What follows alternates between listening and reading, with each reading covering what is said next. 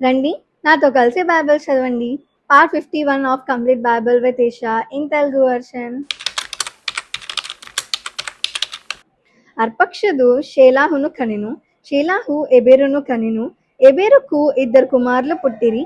వారిలో ఒకని పేరు పెలెగు. ఏలయనగా అతని దినములలో భూమి దేశములుగా విభాగింపబడెను. అతని సహోదరుని పేరు యొక్తాను.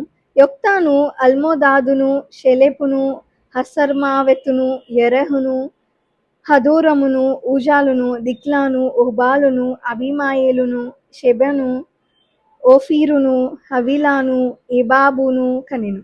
వీరందరూ యొక్తాను కుమారులు.